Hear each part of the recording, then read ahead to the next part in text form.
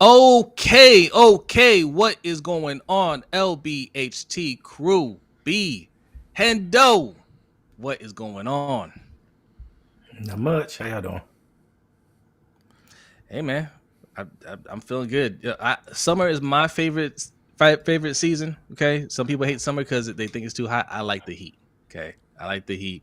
I take that over the cold any day of the year. Okay, so I'm feeling all right today, and it's not too hot this week.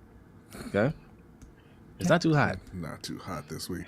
That's because it's been 98 plus for the last 14 consecutive days. It just feels like it's not too hot. It's in the 80s. But it's fine. It's not hot. You know what's hot? The Lakers signing the best playoff performer of all time. That's what's hot. Well, I got two people here wearing beanies saying it's too hot. There's a start right there. You know, okay. And they also don't like to drink water. Okay? I drink water all the time. You need to hydrate. I drink water all the time. You show me a bottle that's mostly full, Hendo. No, it's the same. It's the second one. Ask him to show you the date on the bottle. Now I will admit, I bought them. I bought the case probably 9 months ago. Oh, okay. Shit, your water's expired. That's a good water right there too. Yeah. Anyway, ladies and gentlemen, it is Wednesday. Happy Wednesday. Hope your week is going well, but if not, hopefully it gets better starting right now. We are streaming live on YouTube, Twitch, and Facebook. So wherever you're watching the stream, make sure you hit that like button, follow, subscribe, all that good stuff. If you're listening to the audio form of this, it is Thursday. Happy Thursday. We put this out at lunchtime, so we hope you're enjoying your lunch break. Make sure you leave us a 5-star review. Man, who we got in here already? I know Bazel was first. This is Rave Kingdom. What is going on with you, Rave? wait. Was it he was Fat Albert last week? Yeah. Now he's Big E3. What Rave? We're gonna need an explanation here. What's going on? Just Alan was good. Bazel, his message didn't come up, but I saw him in the chat. He was first. Shout out to Bazel. Pay the bills was good. Just Aloe, salute. Andrew, what up? Osmond, salute. There's Bazel right there. There it is. Yeah, the chats come in a little differently on our end. It doesn't go in order, but they're all there. All right. Kim, what's up, Kim? Happy Wednesday to you. Hey. Appreciate you. Red Kingdom says hashtag Ben Cleveland. All right. We shall see. He said he promises no more name changes. Are you trying to hide from authorities? You trying to hide from the Ravens when you go? I think that's what it is. When he go, because he's been blocked on the Ravens channel. I think when he goes in there, yeah. I think when he goes in there, that's to keep them from blocking all his aliases. Jared Green's in the house. What's good, Jared? Damn shame, Ooh, Rave. What up, Jared? It's a damn shame, Rave. Yeah, I was say he was tailgating. That's what's up. That's the show. Let's wrap all right. it up. Head to the OT. All right, look. It's a slow time of the year. It's gonna pick back up in a couple of weeks, but we always have something to talk about. Okay, we were actually, I thought I had a pretty good topic to discuss, but B, he's the captain now, and he decided we're not doing that anymore. We're going to do this. First of all, they're similar. It's a very similar topic, and it has better graphics. Oh, you there for the graphics? I mean, we could. I can look up stats that you can't look up. So I mean, whatever. Right? So, Big Reg, what's going on, man? Salute to you. Salute. Wow. Wow, indeed. All right, listen. Classic behind the scenes stuff. But we're going to talk about a list that was put out. It's been a couple weeks. I mean, this. Yeah, I mean, no, I see anybody else talking about it. You know what's funny? It came from ESPN, but I hadn't seen ESPN really talking about it. Like, I haven't seen any clips of them discussing it or debating it or anything like that. No, it's just out there. I just saw it from Schefter. I was like, okay. Because they don't believe in that list. Right. Some parts of it, they definitely. I thought they'd make it a little bit more controversial, but these things they're always, they can always be scrutinized. People always make an argument for certain players, and that's what we're going to do today. We're going to have some fun. This is the all 25 quarter century list. Okay, greatest players of the last quarter century, and there's a few Ravens players on there, and there's a couple of Panthers players as well. All right, so we're going to discuss that. Yeah. Hey, can we make an argument for more? No, more than one. Okay. Mm-hmm. Yep. Yeah. You didn't look at the list. I looked at the list. There's definitely there is two. There's two. Okay. One's on the thumbnail, so I know. think I know who the other one is. He's at the top of the list. I don't know how you missed. Whatever. All right. Whatever. So apparently, right. Jose, you have stats that B doesn't. No, that's not true. You ain't got no stats. That's right. All right. That's right. Don't make me start asking you questions now. I got a question for All you right, look already. I already got one for you.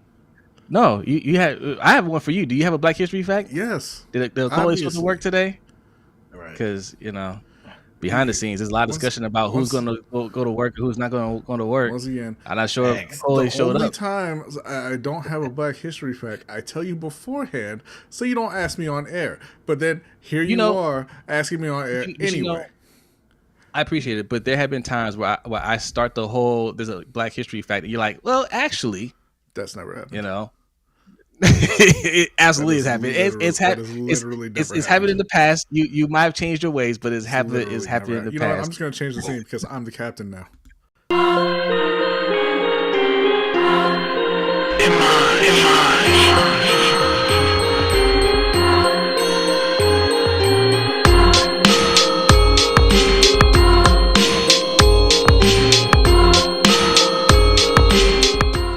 This week on the LBHT Black History Fact, Wallace Jackson Sr. was a quiet force of resilience and dignity whose life embodied the profound risks and personal sacrifices of everyday heroes in the civil rights movement. Born on December 7, 1929, Jackson came of age in the Jim Crow South, where opportunities for African Americans were limited and often laced with peril. He served honorably in the Korean War, returning home to Natchez, Mississippi, where he focused on building a life rooted in family, faith, and community.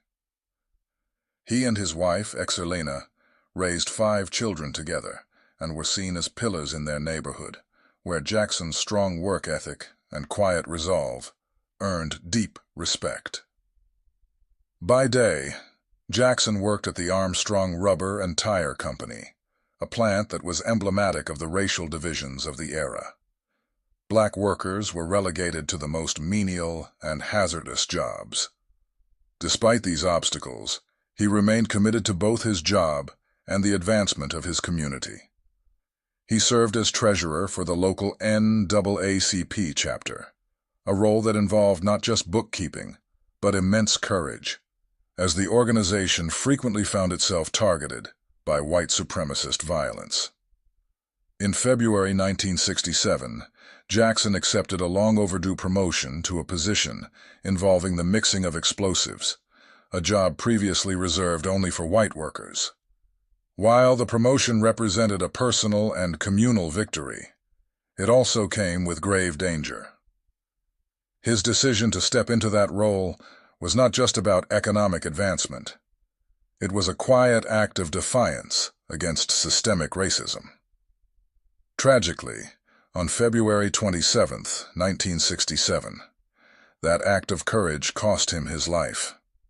As he was driving home after his first day on the new job, a bomb, hidden beneath his truck, detonated when he used his turn signal. The attack was brutal and calculated. The FBI later suspected members of the Silver Dollar Group, a violent and secretive faction of the Ku Klux Klan. But no one was ever charged. Jackson's murder, like so many racially motivated killings of the era, remains unsolved. Yet his story endures, not just as a tragedy, but as a testament to the everyday bravery of Black Americans fighting for dignity in the face of violent resistance. His life and legacy were spotlighted in the PBS documentary American Reckoning, which situates Jackson's story within the broader narrative of racial justice and accountability in America.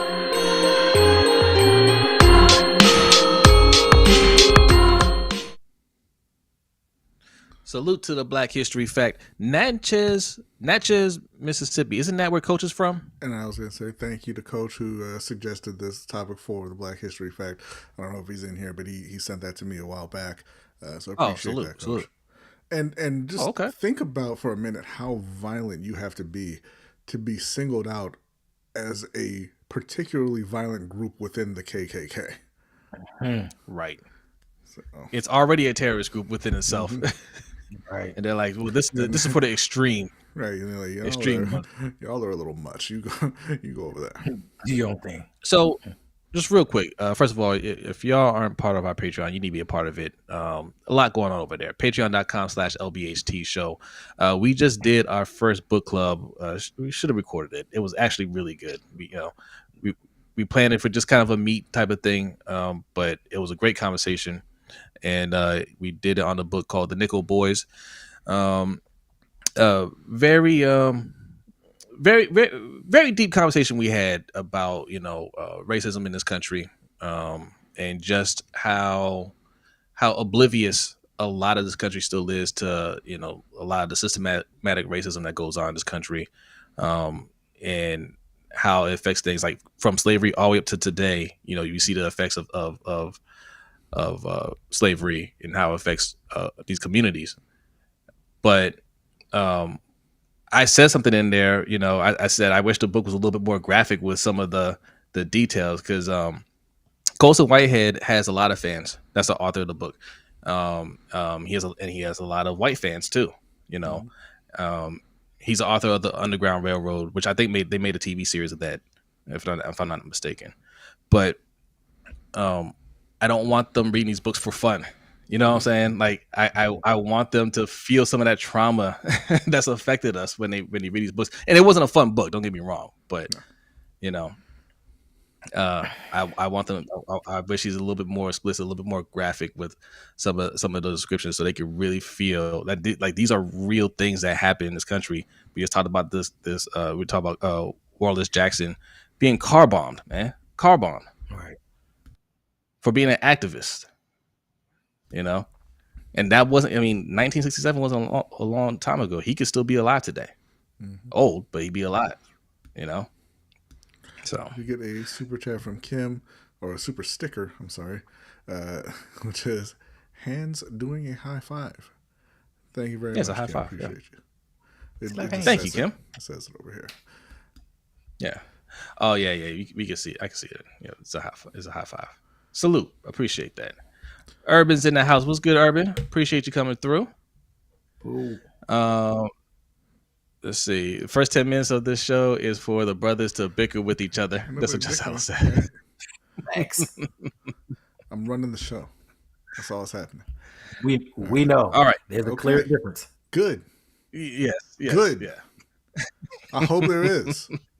All right. We're gonna get this on the road now. Like we said, we're gonna be talking about the ESPN all quarter century team, and maybe who shouldn't be on that team who's on there. And a few people who should be on that team who were left off. So we'll go ahead and pull this is gonna be up interesting. Right now, we're going to start with the offense. As you can see here, this is via Aaron Schatz and Seth Walder. Aaron Schatz, famous for being the only person to not vote Lamar Jackson MVP for his second MVP. That's how you know him. Seth Walder, you may or may not know. Doesn't matter. We're going to go ahead and go over this list and who should or should not be on here. We did get a Cash App as well. So that we have the... Hold on, I didn't get it yet. Okay, I'm just letting you know. Letting you know so that you can look. See if you have it up. I'm sure I have that set up correctly. But we're going to go ahead and start with the offense. Right here at quarterback, you got Tom Brady, Peyton Manning, Pat Mahomes. Any issues with that group? So, not really. Like, I think, look, we're homers, right? So we could argue Lamar Jackson is above Peyton Manning, but Peyton Manning is very accomplished.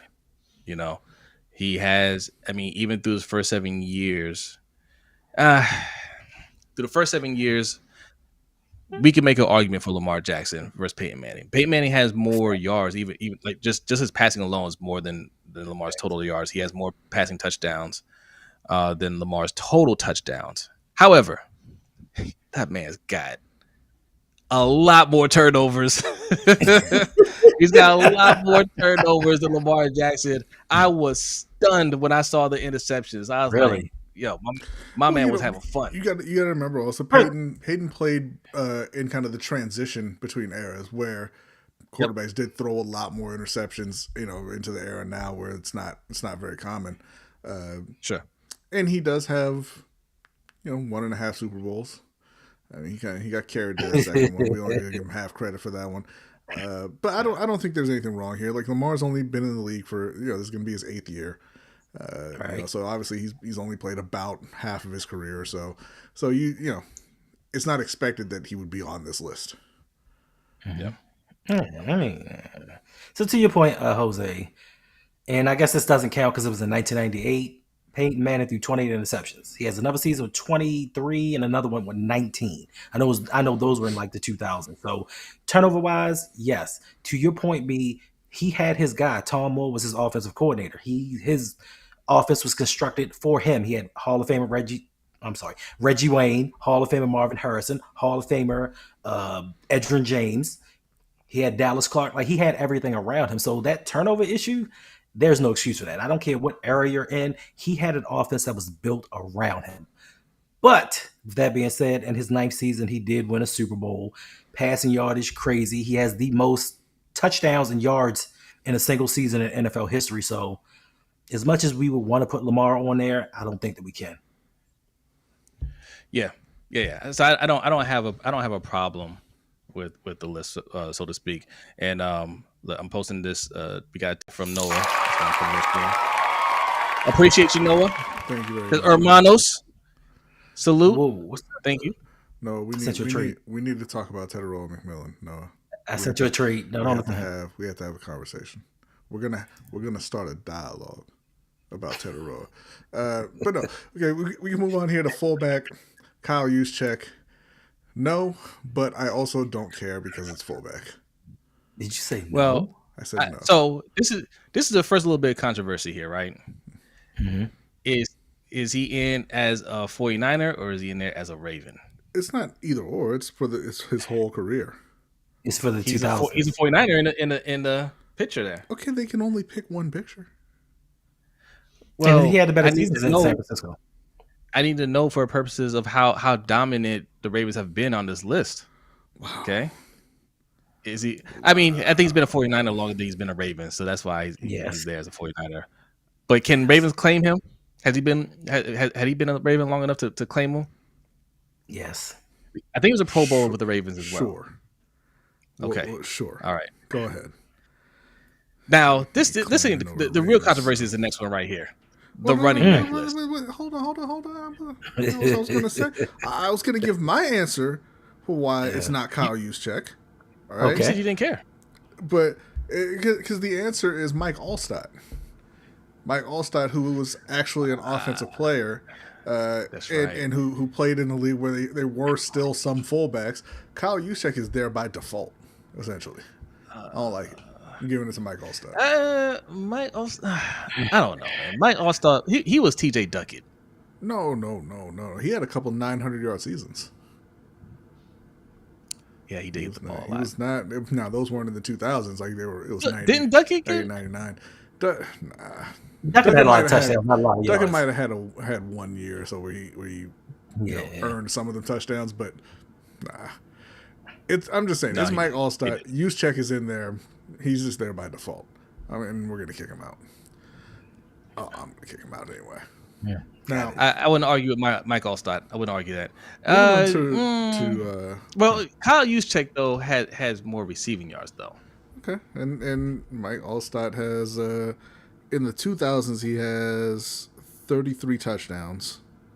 But that's more impressive in that time because they didn't really use fullbacks like that back then. No.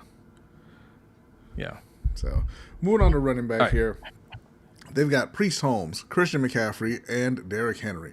And right off the bat, good Lord, the omissions at running back.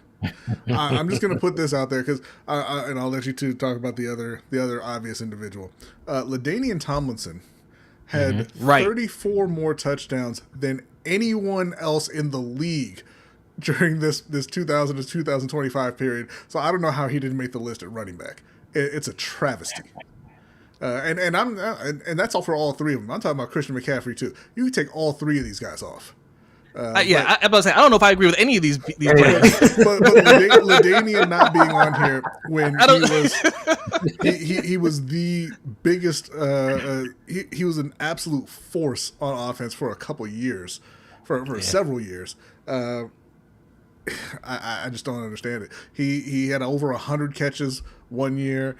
He scored over 30 touchdowns a couple years. I mean, like I said, he's outscored everybody who played in the league in this period. So to leave him off is just insanity.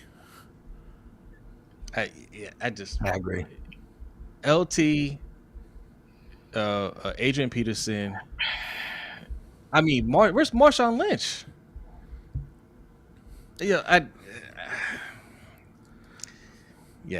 Look, we love all these guys here. Can the Ravens claim Derrick Henry? Good Lord, no, you can't. He's had one of his best seasons with us. You can't claim him. He had like his. He didn't have his best. He didn't have his best season with us though. But one of his best seasons. He had like his one of many. Right. No. Okay. All right. I ridiculous. Yeah, but this running back list. You know what? You go ahead and claim him. Then the Carolina's claiming Jared Allen. All right. With his one season in Carolina. That's right. Yeah. You forgot about that, didn't you? You got it. There you go. I approve. All right. Look, I accept the trade then. Emmitt Smith. Toyota, though they were out of the quarter century. They retired. I know. Barry Sanders retired like around 98, something like that. Yeah. No, because Edgerrin James came after Peyton Manning, so he was 2000. Yeah, no, but Barry Sanders wasn't in the league. Barry Sanders. Oh yeah, Barry Sanders. Yeah, Barry Sanders. Yeah, okay. Yeah. Edgerrin James wasn't one of the best three. Oh, yeah. What's up, Ferris? Edgerrin was an incredible player. Incredible. Wasn't one of the top three. He said no. He said no, Jose. You can't stop it. No, you stop it. You stop it. The man, he's still one of the best running backs in the league. He had one of his best seasons with us. Okay. What's the criteria? How long does he have to be with the team before we can claim him? 3 years. 3 years? Well, it just so happens that he will be under contract for 2 more years. Wow. We don't know yet. Sad. Yeah. Sad is what it is. Facts. Yeah. Moving on to wide receiver, you got Randy Moss, Julio Jones, Marvin Harrison, Calvin Johnson, Terrell Owens, and Justin Jefferson. This is a strong list. There's one omission. There's one guy who absolutely needs to be on there, and we're going to kick off. It hurts, but we're going to kick off Julio for me and replace him with Larry Fitzgerald. Yes. Otherwise, this list is fine. I might kick off Justin Jefferson just because he hasn't done it long enough. That's what I was going to say. I thought about Justin, but Justin has had the best start to his career for a wide receiver in history. Ever. I'm not gonna, and Julio couldn't find the end zone nearly enough. But you know why I'm kicking him off?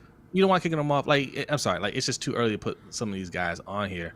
I also like Pat Mahomes is the only exception that I'm okay with, just because he's already got 3 Super Bowls, right? But especially for wide receivers, right? We've seen wide receivers get off to a blazing hot start and then fizzle out. Like if we had done this, had we done this list 10 years ago, Odell would be on it. Yeah, but that was due to injury. So like, I mean, But that'll that's what I'm happen. saying. That'll happen to anybody. Like that wasn't a talent thing. Like he just No. he had a couple hot seasons and he just wasn't it. No, but I mean we're talking about like the best, best of the best. And yes, Justin Jefferson is the best, is one of the best out here right now, but he just hasn't been around long enough for me to put him on a list with these all-time greats. You know what I mean? By the way, I do want to go back 1 second to the running backs. Here we go. And mention someone that no one mentioned. The guy who actually leads the league in rushing in this quarter century. You know who it is? Saquon. No. Oh, in a quarter century. Oh. Oh, in a quarter century. Mm-hmm. Curtis Martin. No.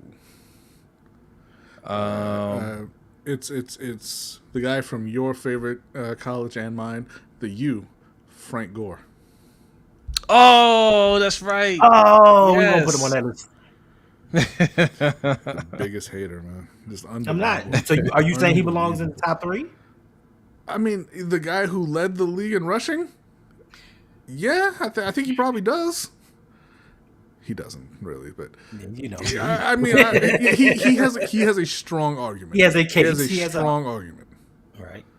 Dog stops at the door. No LT, man. The erasure of LaDainian Tomlinson is crazy. Highly disrespectful. And there's some other guys. Steven Jackson, high up on that list. He was 4th in rushing yards. We didn't even mention LaShawn McCoy. I was thinking about him. Thomas Jones and Marshawn Lynch, both over 10,000 yards in the 2000s. So I mean that was almost a golden era for DJ for Amp. B is not wilding. That's a fact. How is I wilding for saying the guy who led the league in rushing yards should be on the list of best players in that time? Yeah. Fair said Chad Johnson could be on that list. Yeah, he could. Antonio Brown. Yeah, I mean that could be an argument for Antonio Brown. He could, yeah. Just Alice says, Alex English is the greatest scorer of the 80s, and he's never on any greatest list. He's the Frank Gore of the NBA. Thank you, old guy Just Allo. That's honestly, no, but I appreciate that. That's something that we would normally expect to get from Ferris. Right, that is true. Appreciate you on that one, Just Allo. But yeah, no, Frank Gore typically he's forgotten a lot, but he was a great player. Yeah. Moving on to what should have been the easiest, one of the easiest positions, tight end. You got Rob Gronkowski, Travis Kelce, and Tony Gonzalez. I say that should have been one of their easiest positions, and I think they still got it wrong. Antonio Gates maybe? Antonio Gates over Tony Gonzalez. That's what I would take. But Tony Gonzalez is not by no means is he a bad pick, but I would put Antonio Gates in there. Yeah. Yeah, but not a bad list. Yeah, a lot less controversy. I would take Shannon Sharp over Travis Kelce. I wouldn't. I would. All right, but look, that's still a strong list.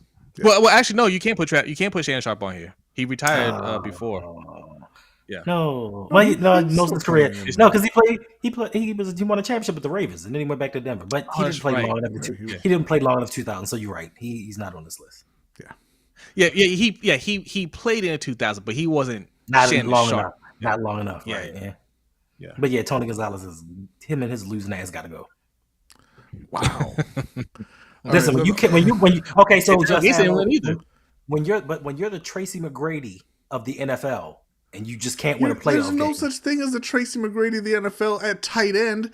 They don't affect the game like that. Ain't no tight end carrying you to a Super. Man, get out of here. Look, he couldn't even win a playoff game. We're just gonna go. We're gonna go through the O line here real quick. We got. What about Greg Olsen? Does Greg Olsen have a case? He does. Yeah. First tight end ever for 3 straight 1,000-yard seasons. He absolutely has a case. But I would still put Gates and Kelce and Gronkowski over him. Yeah. O-line, we'll go through real quick. We got Joe Thomas and Trent Williams at left tackle, Alan Faneca and Steve Hutchinson at left guard, Jason Kelce at center, Zach Martin and Marshall Yanda, and then a right tackle, Lane Johnson and Willie Anderson. I don't know why they only put one center, right? But I feel like you could fill another spot with Matt Khalil or Ryan Khalil or Jeff Saturday there. Other than that, I don't have too many issues. I don't have. Yeah, it's a strong list. There. Oh, this is a strong list. No Ogden? For offensive lineman, You're not holding it against Joe Thomas for never even making the playoffs. I don't know. I got a problem with this. I put Ogden on there. No, he or Orlando he retired. Pace. Yeah. I would. When did Orlando Pace retire? When did he retire? That is a good question. It had been after 1999 when they won a championship. So he retired in 2009. Yeah, but so his last All Pro was 2005. Like, you know, he still was one of the best. Yeah. Like, he was a three-time All Pro in the 2000s and a 6-time Pro Bowler. Yeah. But, all right, you know it is. But you know these like those are two Hall of Famers. One's a Hall of Fame already. One's going straight to the Hall of Fame. Wait a minute.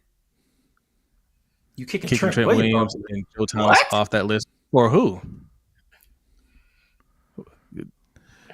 Who you kicking them off the list for? Wow. So Orlando Brown. DJ Orlando Brown was a right tackle though, not a left tackle. This is left tackle. He's making a joke. Oh. DJ Ep is out here talking about thank you for you saying Shannon Sharp, who played 4 years into this decade. You want to put him over some of the best tight ends of all time, but you out here talking about Frank Gore is only where he's at because he refused to retire. So guys, so just so we're on the same page, anybody that's coming into the chat right now, just so we're on the same page, this is for the last 25 years. So from 2000 to now, you got to look at that time period. Yeah, Shannon Sharp, obviously one of the all-time greats, but in 2000, was he one of the best in the league? No. You know, so you have to factor that in. How good were those guys in just this time period? Not all time, just the last 25 years, quarter century. All right. So what we got next? Guard. We went through all these. I think you got the coaching staff next. You got head coach Bill Belichick. Sure. Of course. OC Kyle Shanahan, get him the hell out of there. How you gonna blow 2 Super Bowls and be on the list here? And I'm saying 2 because he blew one of them as offensive coordinator. Facts. Then you got Wade Phillips at DC, and who was that at special teams? Oh, Dave Todd. Okay. Wade Phillips, I don't know. Wade Phillips is a great defensive coordinator. I think you could also put what's his name from the Steelers? Who I can't remember his name. LeBeau from the Steelers. Monty Kiffin. You could throw on there. But I don't have a problem with Wade Phillips. I got a much bigger problem with Kyle Shanahan. OC. Facts. At OC. But people love Kyle. Who's better than OC? So who's better at offensive coordinator? Let's try Gary Kubiak. Try him for one. Spagnuolo's better than Wade Phillips. Yeah, arguably. You can make an argument for that. I put Eric Bieniemy above Kyle Shanahan, way above Kyle Shanahan. True.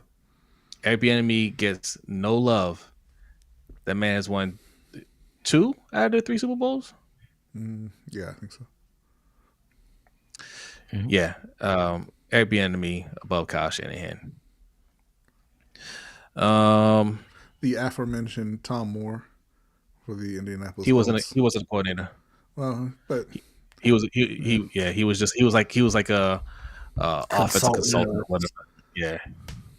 Still. Yeah, he was really there just to work with Peyton Manning. But he was a coordinator, offensive coordinator, so he's still better.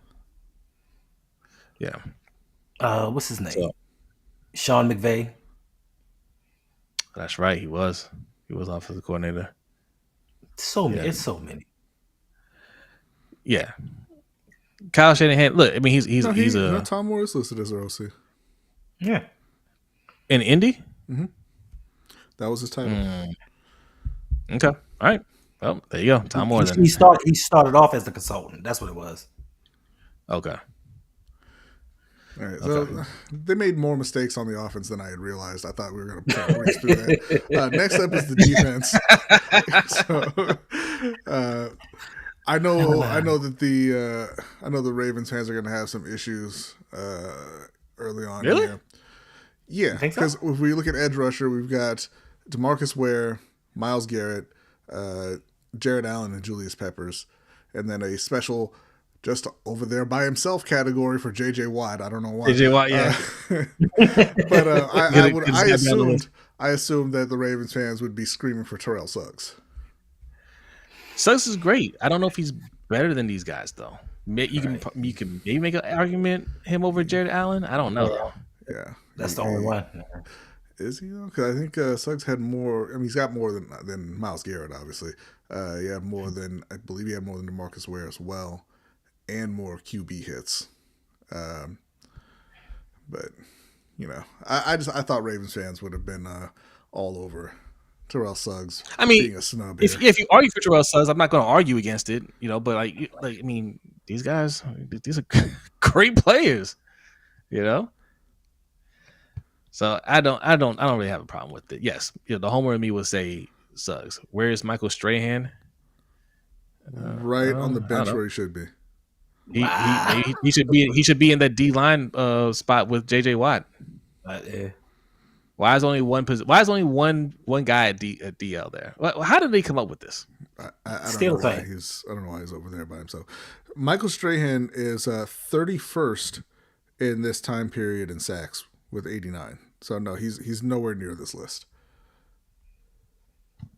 But the reason I say Terrell Suggs was second from 2000 to 2025 in sacks. He was a good bit behind Julius Peppers, but a half sack ahead of DeMarcus Ware, and had over 100 more tackles, 30 more tackles for loss. He did have fewer QB hits, 29 fewer QB hits, but yeah. All right, so take off Jared Allen and put in Suggs. Wow. Yeah, Jared Allen. Well, yeah, because if I'm not mistaken, Jared Allen was never Defensive Player of the Year. I don't think he was. Let me look here. Well, I know Terrell Suggs was. Yes. Yeah. No, he was. He was? Jared 2011. Wait a minute. Is that SN defensive player? What is SN defensive player? Sorry, no. No, it's defensive player. He had 22 sacks that season. He did, didn't he? What about DeMarcus Ware? Was DeMarcus Ware? DeMarcus Ware might have to come off then. DeMarcus Somebody give up this spot for Terrell. That's what I'm saying. DeMarcus Ware did not win Defensive Player of the Year. He did win a Super Bowl. Terrell Suggs has two. So he too. Yeah. Okay. I mean, I'm just saying. I'm not saying he should be on there above Suggs. I'm just letting you know he won a Super Bowl. He doesn't have a Defensive Player of the Year. Why Vince Wilfork taking away someone's slot? Why y'all hate the Hurricanes so much? They don't. Just Allo. But and again, why is there only one? Why is there only one player there? Because this nose tackle and DL, I think those are the guys they just wanted to put on the list, and they couldn't justify it. Putting him in there, because this is why I make an argument for. This is why I make an argument for Haloti Ngata. Yeah. Right. Well, I'm not saying he's better than Vince Wilfork. Vince Wilfork was a force, but was a beast. But he belongs on the list. Well, look, I mean, he would have to be on a D tackle. Aaron Donald, Calais Campbell, Chris Jones. Maybe you take Campbell off the list and put in Ngata, maybe. But Calais Campbell's a guy who had over 100 sacks as well. It's difficult to move him off the list. But you claim him too, Jose? Huh? Jose, you claiming Calais too? Yep. Mm-hmm. Of course he is. Sure. Unbelievable. Ravens are killing this list, man. We're killing this list. So, sure Anquan Boldin actually had a funny story about Haloti Ngata on a podcast he was on with Those two Miami players, Mike Miller and Udonis Haslem. Mm-hmm. And he was talking about when he first got to Baltimore. First of all, he's like, Baltimore was a culture shock to him because he came from a team where offense, was the main focus and they dominated in practice. And he was like, he got to Baltimore, he was just like, yo, these dudes, like, he's like, they were killing us in practice. He was like, they're hitting after the whistle and everything. I was sitting there like, yo, what is going on here? But he said they'd be in practice and Haloti Ngata was always sitting off to the side. Like, he didn't have to do all the drills and everything that we were doing. And he's like, I had never heard of him before I got there. I'm just like, yo, how come this guy doesn't have to do any of this stuff? How come he ain't practicing? And it used to bother me. He's like, until our first game we played, week 1, we played the Jets. And, he said he was taking the ball away from the quarterback when he was trying to hand it off. He was like, oh, yeah, he ain't got practice. Haloti definitely doesn't get he doesn't get a lot of his due praise because he played on a team with Ray Lewis and Ed Reed and Suggs, and he kind of gets overlooked, but he was an absolute monster. Yeah, monster. Yeah. I just don't like. I mean, I know JJ Watt won Defensive Player of the Year like 3 or 4 times, however many it was. So just put him at edge, take one of those guys off, and keep moving. Don't give him his own special category. Same thing with Vince Wilfork. Now, here's the real problem, and why we're even talking about this to begin with. If you get to linebacker, and you've got Ray Lewis, Luke Kuechly. Okay, so arguably the 2 best middle linebackers ever, right? Arguably. Cool. No problem there. But there's another name in the middle, Brian Urlacher, a guy who I'm pretty sure I saw get juked by Chad Pennington, who runs a 13.540, and he broke Urlacher's ankles on the way to the end zone. It's an absolute disgrace to have Brian Urlacher on this list above a guy like Patrick Willis. Patrick Willis. Yes. London That was my Fletcher. thought. Brian, I don't know how Willis, he made it, but it's terrible. Patrick Willis, like, people don't give him props because he retired early. But Patrick, my camera going out? Okay. But Patrick Willis has more All-Pro appearances than Brian Urlacher. In a short, he played a short amount of time. He has 1 less Pro Bowl, 1 more All-Pro. He played for 8 years. I mean, Luke retired. Urlacher played for 13. Urlacher played for 13. Huh? Luke retired early, and he's still there. Yeah, no, it's disrespectful. Patrick Willis needs to be on this list. Yes, he does. Big Red said Urlacher also got crossed up by Tom Brady. That's terrible. Yes, Kelvin. Yes, also confirming the Urlacher slander there. They let Brian in the Hall of Fame too. Yeah, I know. I don't know what's. I swear, if he didn't play for the Bears, you wouldn't even remember his name. Facts. The other linebacker spot, you got Bobby Wagner and Levante David. No problem with either of those guys. Both phenomenal players. I don't know why Ferris is in the chat saying that Bobby Wagner doesn't belong on this list. You could make an argument for. I don't think he did it long enough. I don't think he did. Yeah, he could be right. Let me see. He had that absolutely devastating knee injury fairly early on. You're right. Yeah. He had too many injuries. You can put Fred Warner, 4-time All-Pro though, or Dre Greenlaw. They could arguably make this list as well. Fred Warner. I might argue. I might still. And he's from District Heights. I didn't know that. I still might argue for NaVar Bowman. He had 1, 2, 3, 4, 5, 6. It was like 7 healthy years. And he made 4 All-Pros. Actually, no, I'm sorry, 6 healthy years because 2016 he only played 4 games. So 1, 2, 3, 4, 5, 5 healthy years, and he made All-Pro 4 times. I still gotta say no though. I still got to say Levante David. I'm hating on Levante David. I'm sorry. He absolutely belongs. Yes, you are. No, I take it back. He only made it one Pro Bowl. I'm taking him off. I'm putting Navarro Bowman on. I was right. Okay, Wow. I was right. That's right. Wow. Argue against it. I mean, we can't just look at the All Pros and the Pro Bowls. Like, if you exist in a conference with Luke Kuechly and Bobby Wagner, you're probably not going to make a whole lot of those teams, right? Regardless of how good you are. Navarro Bowman didn't. Well, the best one. So moving on to corner, we got 2 spots: Champ Bailey, Darrelle Revis, Rondé Barber, Richard Sherman, and Patrick Peterson. Don't have too much of an issue with this list either. When did Charles Wilson retired? I know he transferred. Yeah, I know he played most of his career in the 90s. Most of. No, no, he didn't. He played in the 2000 most of his career. Charles Wilson. I thought he played most of the 90s. Oh no, he won a Super Bowl in 2011. So yeah, Well, but the thing with Charles is, how long was he at corner? How long was he at safety? And he's only at safety 4 years. Yeah. So you're looking at absolutely on this list. By the way, that's one of my favorite players ever. Yeah, no, you're right. Richard Sherman's gone. Well, I'm taking off Champ Bailey. I'm not. Listen, Champ was a beast, but his last 3 years he fell off a cliff, way off. I mean, that's what happens. Yeah. What's up, Zeke?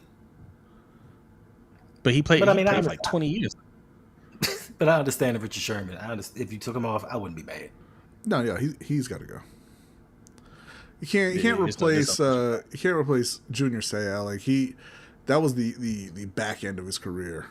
So I mean, he's not making the list there. Just Allo. Junior Seau. Yeah. No, just Allo. Patrick Willis over Brian Urlacher. Like, how you so you make a special designation for JJ Watt because you didn't want to take off the other edge rushers, but you can't get Charles Woodson on here. Yeah, Charles needs to be on there. But outside of that, don't have a huge problem with any of those guys. At safety, DDM says it'll have 10 years. At safety, you got Ed Reed and Troy Polamalu, and then Brian Dawkins and Earl Thomas. I'm going to say take Earl Thomas off and give it to Bob Sanders just for decency. I can't. Bob Sanders had too many injured years. He had too many injured years, and Earl Thomas had too many off-field adventures. Right? Yeah, he did. So, like I said, for decency, I'm putting Bob Sanders in that Earl Thomas spot. I'm sure there's another. I think you can make an argument for Buda Baker. Yes, he's been a great safety for a while. I'll keep Earl Thomas on there. You know what? I'd take Earl Thomas off and bring in Harrison from Minnesota. Nah, I wouldn't do that either. I keep Earl Thomas on Harrison here. Smith is a great player. Yeah, yes, sure. And he's done it longer. Mm-hmm. He wasn't better though. Why would I take any of these guys off and put the dirtiest player in the game for the back half of his career, Ferris? Talking about Rodney Harrison. Yeah. Ali said he'd take Patrick Willis over Luke Kuechly. I know, and I wasn't gonna mention that because that dude's just a troll. He does that every week. He trolls about Carolina. You gotta do better than that. Okay. Kicker, I would do the same thing for decency with Justin Tucker here, but there wasn't anybody that was even close. I mean, I get, you could say Adam Vinatieri, but he really wasn't as good. Mike Vanderjagt was the previous most accurate kicker, but I mean, good Lord, his leg went to hell. No, he's not. Ferris, he's not. Rodney Harrison's not better than Earl, and he certainly wasn't better than Earl in the 2000s. Yeah. I'm not even gonna. We're not even gonna talk about punter or long snapper because why are we doing that here? Because one's a Raven. Returner, Devin Hester, absolute no-brainer. But the problem is they didn't separate it into kick and punt return because he's the greatest punt returner of all time. He is not the greatest kick returner of all time. Sam Cook over Shane Leckler. Okay. That's just sorry. Oh, better than Shane Leckler. Just the whole rat pack. We just have all the three of them in it. What'd you say about Devin Hester? He's the greatest punt returner of all time, not the greatest kick returner of all time. And if they were going to separate it, I think you're putting in Cordero Patterson. Ooh. I wouldn't be mad at that. And they should have. Those are two different positions. Special teams gets disrespected all over. No love. Like, what is special teamer? You mean gunner? Like what position is that? Special teams. Yeah. Special I'm on the kick return team. I'm on the punt block team. I'm on the hands team. Like I'm a special teamer. Okay. All right. Ferris, like we're not gonna say and just like you don't like Earl Thomas, we get it. But Cam Chancellor was not better than Earl Thomas. Earl Thomas is a 3-time All-Pro player. Cam Chancellor was a 4-time Pro Bowler. He wasn't better than him. Hold on. DJ Am says, "Where's Dion? What Dion are you referring to, sir?" Because I know you heard me say it a couple times in the show. I know you read the title that said quarter century, last 25 years. I know you're not asking about Dion Shador's father, Dion. I know you're not asking about that Dion. Yes, 2000s, DJ. 2000s. It's funny because like if you just look at it, it says he retired in 2005. So you're like, oh well, he got he got 6 seasons in it. He was retired for 3 of those years. All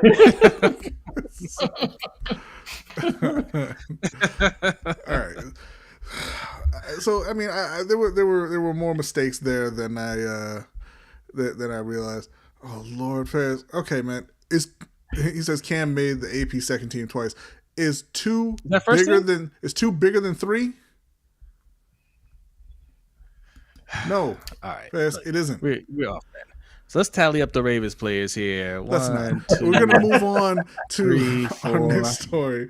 Our next and last. Yeah, story. I think we had like 7 on this We list. ain't had no 7 play. Now, okay, if you remove Morgan the guys Cox, who played Justin, who had a dalliance with the Baltimore Ravens, then you're like down to 2. No. Ed Reed, Justin Tucker, Morgan Cox, just that alone. Ray Lewis, that's 4 right there. Justin Tucker don't count, and I don't even know who Morgan Cox is. See, okay. He's a long snapper. Hating. If he played for the Panthers, you would know exactly who he was. J.J. Jensen is, in fact, the best long snapper of the quarter century. Thank you for recognizing that. Marshall Young on the offense. Mm-hmm. Is there anybody else? Notice there wasn't a whole lot going on with the offense for the Baltimore Ravens. Kyle Juszczyk. No, there never is. Calais Campbell. Calais Campbell. Derrick Henry. That's 8. No.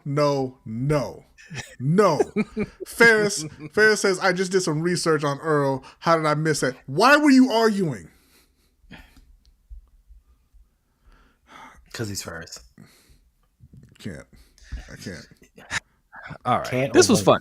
I actually like this. So we were going to do something similar to this. We might still do it. We might still do something similar to this.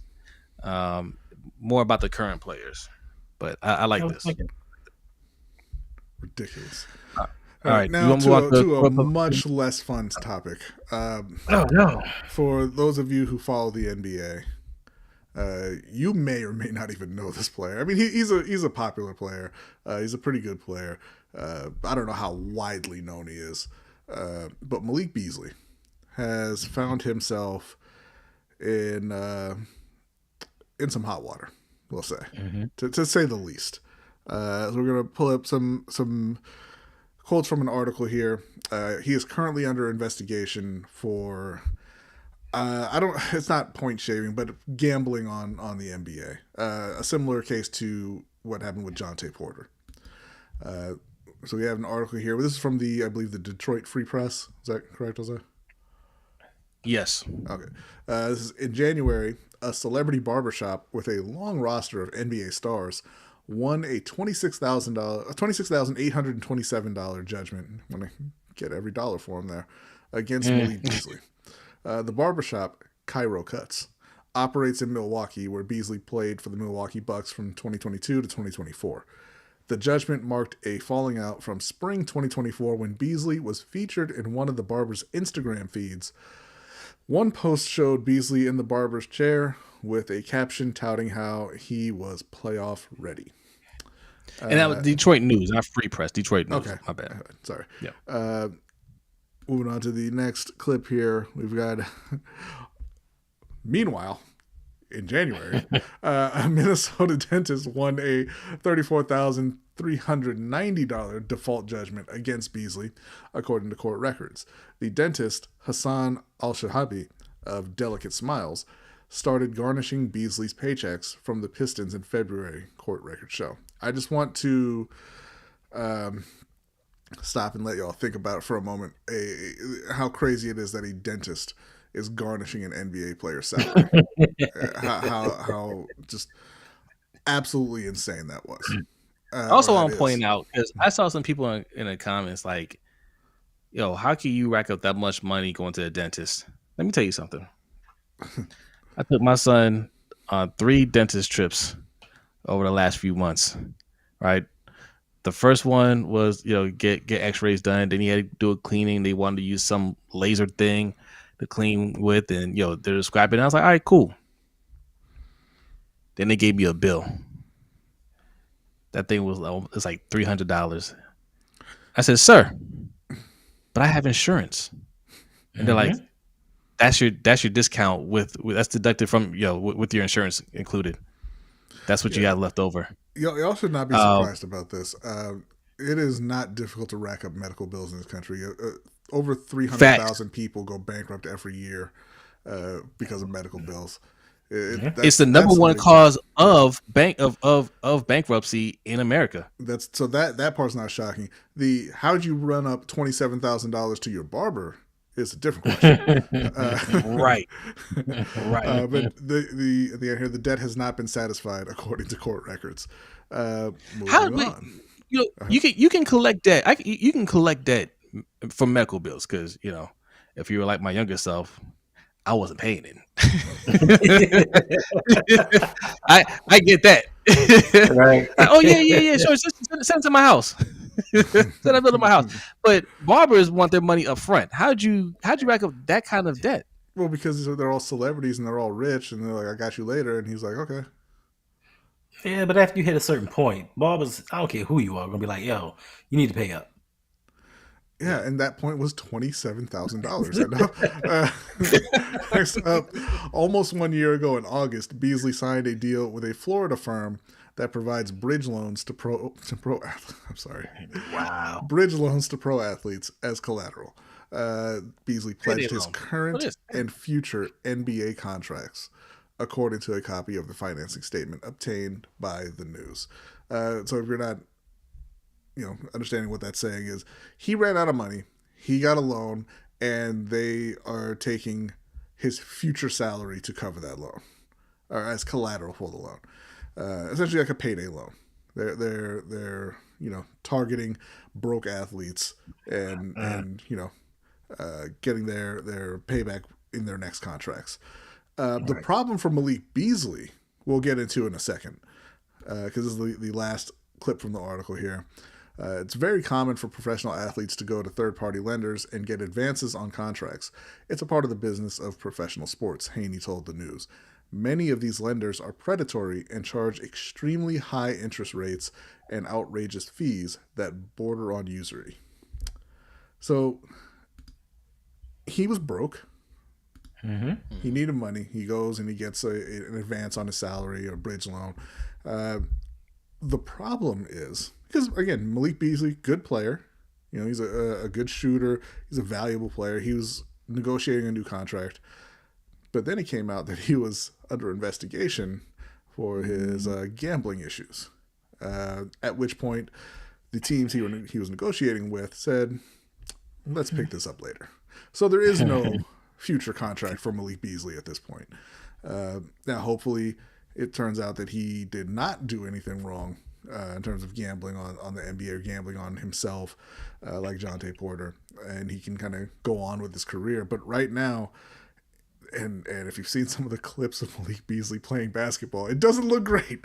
There was one clip. Now, to be clear, they're investigating last year, and this clip I saw was from several years ago. There were 4 seconds left in the game. His team was down by 9. The line for the game was 8.5. So the game's over because there's 4 seconds left, right? The other team hits a free throw to go up 9, and somebody inbounded the ball to Malik Beasley, and Malik Beasley sprinted the full length of the court and went up and dunked the ball with 0.4 seconds left to make sure they covered that spread. It doesn't look great, okay? Right. But we'll see what the results of the investigation are. Whether he comes out guilty, like I said, Jonte Porter or some of the other athletes who have been found guilty early on in these gambling days. But whether or not he's found guilty, it's not going to be happy days for Malik Beasley, right? If he's found innocent, he just has to pay back all of the money that he owes everyone, which was the total was over $8 million in debt. $8 million, Lord have mercy. The one thing that I saw, this article is from Robert Snell from Detroit News. I just want to put that out there. So go check him out for the full article on this full story. Go ahead. Oh, well, the one game that I saw that was under investigation, particularly, I think they said that some guy bet $1 million that he would have less than 2.5 rebounds in a game. And in that particular game, he had 3 rebounds in like the first quarter and a half. So unless they are checking out other games, he may be innocent. Yeah, he may be innocent. Who knows with these people today? Yeah, but that was just one guy's bet, right? Like he may have bet the over himself. Right? But I mean, who would put $1 million on under 3 rebounds? That's crazy. Yeah, people with a lot of money do a lot of stupid things. That's true too. Hence him having a $27,000 debt to his barber. Yeah, so yes, because people will look at that. I mean, when we do this with athletes, we look at that stuff and say, man, like that's why you're going broke, because you owe your barber $27,000, you owe your dentist $34,000. That's not why he went broke. Yeah, that's the result of him being broke. Right. How he went broke is why he's being investigated. Like, where did your money go? Because he made a good amount of money, right. And he was in line to make about $48 million on his next contract. And in fact, they were set to do the deal when this story came out, when or rumors of him being under investigation came out, and Detroit went in a different direction. So that's tough for him. And yes, man, like his lawyers arguing, hey, look, he's not charged with anything. They're just investigating. That's different. Yeah, okay, man, but man, there's a lot of smoke there. They say that where the smoke does fire. There's a lot of smoke there, man. Like, you're young, you made a lot of money, and yes, you're gonna, when you're young, you're gonna blow a lot of your money away. But where did it go? Like how did you spend that money? Is what they're questioning, and it kind of seems like he may have a gambling problem. Yeah, and listen, if it turns out that he doesn't, that's going to be terrible for him too, because all of the money is being spent right now. And when he gets cleared, there's not going to be anybody left to pay him $50 million. Right. Like he was in line to get. Yeah. He's kind of already screwed. His best move is to play overseas. Yeah. And if he did do it, if he is guilty, the same advice that I gave Jonte Porter on this program, okay, throw yourself at the mercy of the NBA, of the courts, the investigators. You say, hey, I'm gonna save everybody some time. I'm guilty of it. Here's what I did. I'm sorry. I need help. I just joined a new church. I got married. You know, I'm you got to be more born specific again. than that. You found Jesus, because there are some churches they don't like. Right. Yeah, true. Yeah, right. Not a mosque. I found a church. You know, you got to start saying all those things, man. You got start going on those conservative shows. You know, yeah, that's how you get protected. That's the move that you make, right? And you just say, hey, I'm really sorry. I'm going to cooperate. And two things will happen. One, you'll get suspended from the league, but you won't be banned from the league. Right. And two, you'll get some fines, you'll get some probation, but you won't go to prison. So those are two ways that you can stay out of prison and still keep your NBA career alive. And while you're suspended, you go play overseas and start, and keep earning money to pay off your debts. So there is a way for him to climb. Look, when you're young, you can always climb out of anything. Like that's the one thing you have. When you have youth on your side, you can you got all the time in the world to climb out of any hole that you're in.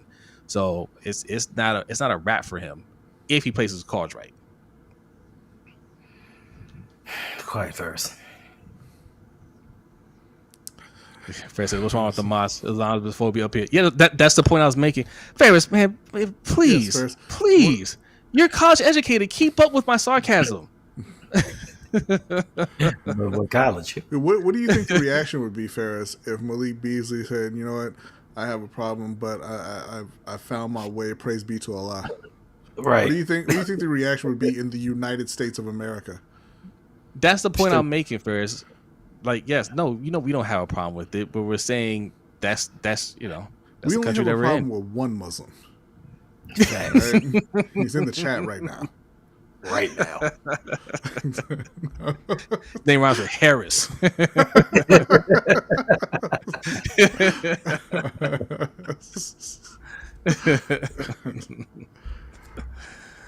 Oh, he was making a joke. Oh, my bad. We weren't keeping up with your sarcasm. My bad, He Ferris. wasn't making no joke. Checkmate. You checkmated us. No, you didn't. I always picture people like this getting to the gates of heaven, Jesus shaking his head. No, I don't think this is I don't think he did anything evil, gambling. Listen, part of this problem isn't his fault. It's capitalism's fault. It's our society's fault, because gambling shouldn't be a thing. Sports betting shouldn't be a thing. It shouldn't be to a point where you can just get on your phone and just make these bets, right? Like they draw us into it so they can take your money. And, younger people are going to be more influenced by it, Mm-hmm. So, no, I don't see him as a bad person at all, man. Like, okay, he has a problem managing his money. He doesn't have people in his corner that are giving him good advice. I mean, yes, there's got to be some self accountability there. He's got to be responsible for that. True. But is he a bad person? No, I don't think he's a bad person. Yeah, and that's kind of hard when you have sports leagues saying, "Listen, don't gamble. It's against the rules to gamble." But we're sponsored by DraftKings. Like, right? You know what I'm saying? Just hypocrisy. I get that part, but not to bet on yourself. Of course. In games that you're playing in. Sure. I mean, So, you like do, that, but now, but I think that probably what happened is he blew all of his money, and he was like, "This is what some people told me I have to do to get out of the debt that I'm in." So so it's not. I'm talking more about people like Calvin Ridley who are sitting at home like, "Yo, man, I was in the meeting for this when put my bet in." Yeah. Yeah. Cordero going for 100+ this week. No, but yeah, the leagues are very hypocritical. They're buying into these books, these sports books now, and yeah, it's difficult to say, hey, everyone who loves football, go to DraftKings and go to FanDuel and bet on these games and all this stuff. Not all of you who do it for a living, Yeah. and you can't bet on anything else either. Right. Yeah. Yeah. Yeah, when you get off the plane in Vegas, the first thing you see is a slot machine. It's crazy. Yeah, they want you hooked. So he's guilty. He's got to play it right. Don't be like Jonte Porter and be like, oh no, I didn't do anything wrong when you clearly did something wrong. Jonte Porter could have had it much lighter than he got it, had he just fessed up from the beginning. Because if you don't waste people's time, right? You respect their time, they're going to show you a lot more leniency. You know, they got to spend a lot of time and resources investigating you for something you clearly did. If you just like, hey, look, let's just work something out now, right? Let me just come clean right now and work this out. NBA too, not just on the legal side, the NBA too. Let me just come to you right now, and hey, I got a problem. I'm getting help for it. And yes, the religious aspect of it, even though it shouldn't factor into it, but it does. Mm-hmm. It does. So yeah, I'm halfway joking, but not really. Let me say, hey, yeah, I found Jesus. I'm born again. I'm in the church now. Like that's part of your reformed image. Right. You do all those things. They see that you're remorseful and you're self-correcting, and they're going to that's a redemption story. The league loves redemption stories. America loves redemption stories. So they'll give you another chance, especially when you're young. So, all right. And this is what happens for a lot. DJ says, I play my 25 into 100 and then back down to 75 and leave. I'm guessing the real story is I play my 25 into 50 and then I'm down 75 and leave. But even if this part is true, like, yeah, the longer you stay, the more you're going to lose. I just take that money and buy a thing that I want instead. Right. I can't. I've never gotten the appeal of gambling. I'm like, it's not even, I guess like with poker and stuff like that, okay, you can be skilled at it, right? And you can, be fairly certain that you're going to win. If you're going to go play a slot machine, like, why don't you just download an app that has flashing lights? Why are you putting money into Strick says Hendo needs to self-correct. Wow. Wow. All right, look, that's that. Listen, do we have some other questions? I'll tell you in a second. I didn't check, but while B's looking, patreon.com/LBHTShow. That's where you can find our overtime show. We're gonna be talking some Caitlin Clark. Did she get snubbed from the All-Star game? Oh, we're gonna talk about it. Patreon.com/LBHTShow. Also, Hendo, let the people know where they can find you as well as your Patreon. Oh, well, you can find me at the Rogue Pod on all social media platforms. You can also find my Patreon at patreon.com/ROUG. $5 get you in. A lot of things going on. Us as a trio and as a group, we have a lot of things that we're planning for the future. So get in right now while we're steadily building. Start from the bottom. We get here. Everybody comes with us. And I just released a video about a couple hours ago. So make sure you go check that out. There you go. Ali wants to know about Diddy. We'll talk about that in the overtime show as well. No, probably not. But in case you have not seen, overtime. He was. Overtime. I'm just going to tell him what the verdict was. He was convicted on 2 counts of prostitution. He was not convicted for trafficking or the RICO charge. But he was sent back to detention. He was not given bail. We do have 2 quick questions here. One from AJ. AJC says, with 2 of the best players in the league on offense and a defense that's being praised as one of the best by pundits, in what way do you guys think Harbaugh will blow another playoff run for us once Lamar gets us there? It's always the same thing, right? It's situational with Harbaugh. It's not that he's an overall bad coach. It's just that when you're in the playoffs, all the teams are good, right? Yeah. And you have to play your best. Like there's more pressure because you lose. That's it. You're done. And when it's not a blowout and things aren't going perfectly, that's where coaching has to go in there and make the right adjustments and call the right plays in the right moments. And he just doesn't do it. He hasn't been doing it, and it's always 1 or 2 things that loses us these games every year. And you can look directly at Harbaugh. People will try to put it on Lamar because that's what we do. But every game we're like, well, why didn't you run the ball here? It usually has something to do with running. Why come you didn't run the ball here? Why did we do this instead? And why'd you go for 2 here? We're always asking these questions. That's how he loses us these games, and that's how he'll do it again if we don't win it all. Yes, I concur.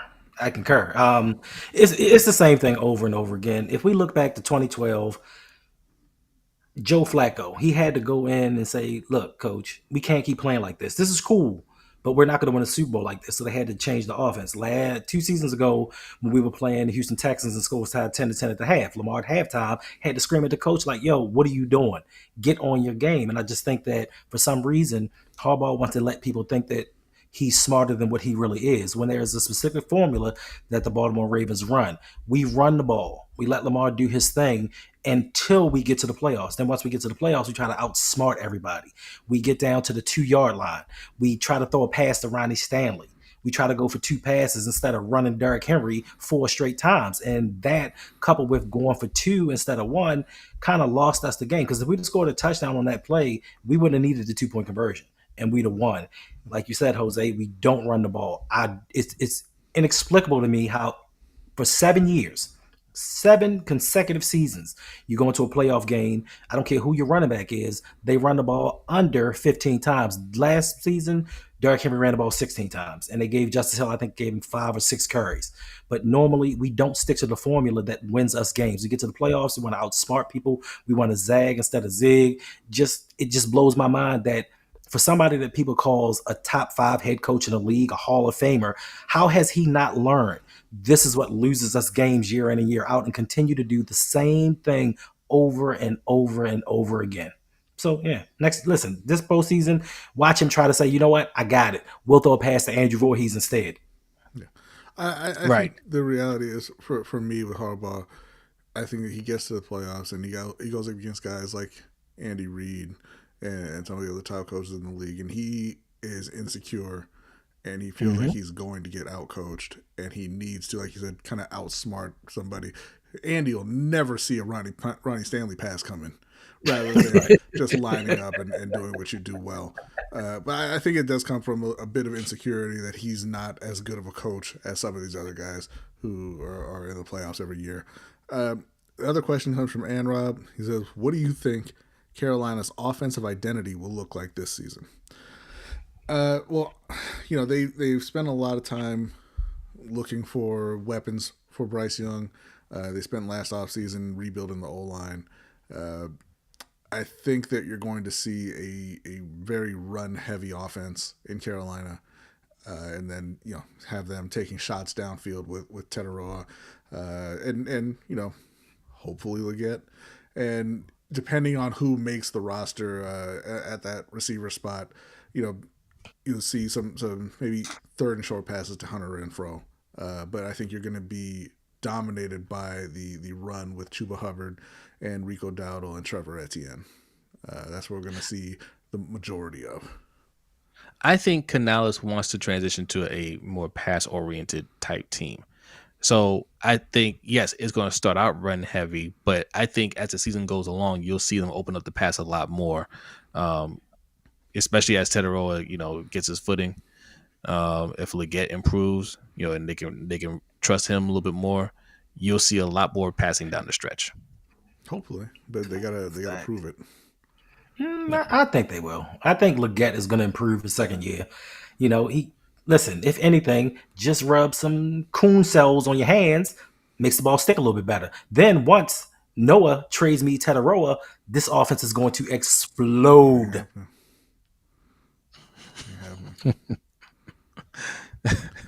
I be saying wants to know, did we catch what Anquan said once they talked to Harvs about what he was doing wrong? They started winning and won the Super Bowl. That's kind of what he was saying, but really what he was saying was, hey, look, they had to let the veterans in there had to let Harbaugh know, who was still a fairly new coach. Look, man, we're not like your way ain't working. You got let us do it our way, and he didn't like what they had to say, but he had no power at that time. He had really no control over it, and he had to just go out there and let them play their way, and it worked. They won. And we haven't had a team like that ever since. We haven't had a team like that ever since. And Harbaugh has made sure we don't have strong voices like that ever again. So that's why I put a lot more of this losing on Harbaugh. If you want to do it your way, you want to have your players and they gotta follow you exactly how and act a certain way you want them to act, then man, you better coach your ass off. You better win. You can't put it on the players when you don't have the players that go out there and put it on their shoulders. Facts. This is 100% facts. You sat out there, your guys stood up. You went on an incredible playoff run with the same team that faltered down the stretch, when losing 3 out of their last 4 games. Then you get rid of Ray Lewis retires. You get rid of Ed Reed. You get rid of Anquan, talking about his contract was too much, but I think he was only due like $3 million. You let Bernard Pollard go because they talked too much, and the team faltered. Then you turn around in 2014, and they bring in Gary Kubiak, who isn't a John Harbaugh guy. Joe Flacco has the best season of his career, and they almost beat the Patriots if it wasn't for the defense. So then we go back to John Harbaugh saying, I'm a Super Bowl winning coach, do it my way. From 2015 to 2018, when Lamar took over, we were a 500 team. Now we have all of this talent, and people want to say for 3 out of the last 7 years, we've had the best roster in the NFL, and we won no Super Bowls. We haven't even participated in one. Lamar can get all the blame when we lose, but when we win, it's Coach Harbaugh. He's a head coach that's a Hall of Famer. He's one of the best in the league, but when we lose, Harbaugh never gets any of the blame. It's always, well, Lamar can play better. Yep. All right. That's it. We're going to head over to the overtime show. We're going to discuss the delusion of Caitlin Clark, and whatever else comes up. So, all right, listen. Look, for you people in here, hit that like button. If you're new in here, hit the subscribe button. You guys already know. LBHTShow.com. Go over there, sign up for the newsletter. Just, buy some merch. Okay, look, you like what we're wearing up here? Okay, you can get all that on the site. All right. Hendo's got some merch too. Where can I get your merch, Hendo? Oh, we're in transition because I'm switching over right now currently to football. Oh, okay. There you go. All right. Say less. LBHTshow.com. All right. In fact, we'll talk. Maybe we'll put some of your stuff on our site in the meantime. All right. Go buy some merch, support, sign up for the newsletter. All right. Patreon members, get ready. The overtime show is starting right now. B, are you ready? Mm-hmm. B is ready. Everybody else, have a great night. We will see you next time. Peace.